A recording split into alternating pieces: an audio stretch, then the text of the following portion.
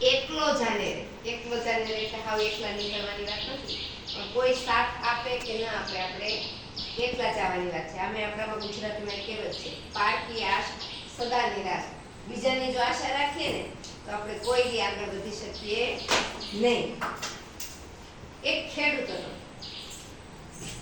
એક ખેડૂત, એને આખું ખેતર સરસ મજાના પાકથી ભરાયેલું, અને પાકને લણવાની વાત આવી. લણવાની એટલે ખબર છે ને, પાકને કાપવાની. કાપે એમાં દાણા નીકળી, દાણા ઘરે લઈ જવાની, એટલે આખા વર્ષની મહેનત એને ઘરે લઈ જવાની હતી.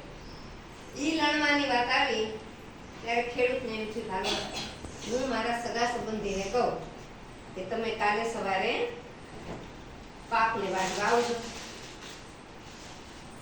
ઈ પાકના એક છોડમાં નાની એવી લાવડી, એટલે કે માનો ને કે ચકલીનો માળો ક્યાં હતો, તો કે એક પાકના ઊભો પાક હોય ને એના ડુંડાની બાજુમાં.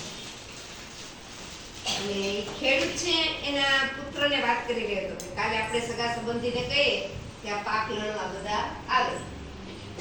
ચકલીના બચ્ચાએ આ સાંભળ્યું, ગરુડા પાક લણાઈ જશે તો આપણો માળો વિખાઈ જશે.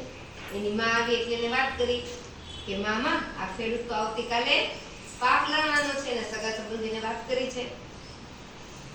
લાવડે ઓલી ચકલી એ નિરાત રાખી, કાંઈ વાંધો નહીં કે જોજે ને કાલ કોઈ નહીં આવે. ખરેખર બીજે દી એવું જ થયું. એના મિત્રોને સગા સંબંધીને કીધું, કોઈ પાક લણવા આવ્યું નહીં. બીજે દિવસે ખેડૂત વિચારે છે કે હવે શું કરવું, એટલે કે કાંઈ નહીં, આપણે આપણા ઘરના સભ્યોને જ કહી દઈએ કે આવતીકાલે આપણે બધા આવી અને આ પાક છે એ લઈ નાખે. આપણા પાડોશીને કહી દઈએ, પાડોશી આવશે. પાડોશીને બધાને કીધું કે કાલે અમારા ખેતરનો પાક લણવાનો છે. પાછળ ચકલીના બચ્ચા એની માને કીધું, મામા કાલે તો એના પાડોશીઓ આવવાના છે, કે આપણે આપણો માળો ફેરવી નાખીએ. ચકલી કે શાંતિ રાખ, કોઈ નહીં આવે, અને આવશે ને તો આટલું બધું કરશે નહીં. એટલે ચકલીએ નિરાત રાખી. 2 દિવસ થયા, 3 દિવસ થયા, કોઈ આવ્યું નહીં. બધાયની રાહ જોઈ, સગા સંબંધીની રાહ જોઈ, એના મિત્રોની રાહ જોઈ, પાડોશીની રાહ જોઈ. અંતે એક દિવસ ખેડૂતે એવું કીધું, હવે આપણે કોઈની રાહ નથી જોવી, કાલે હું છે ને એકલો આ બધું વાઢી નાખીશ, કે મારે કોઈની રાહ જોવી નથી. ચકલીના બચ્ચાએ એની માને કીધું કે મામા, હવે ખેડૂત એવું કહેતો હતો કે મારે કોઈની રાહ નથી જોવી, હવે હું એકલો આ વાઢી નાખીશ.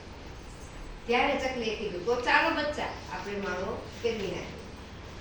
એટલે આ વાર્તા ઉપરથી આપણને એવું શીખવા મળે કે પારકી આશ સદા નિરાશ.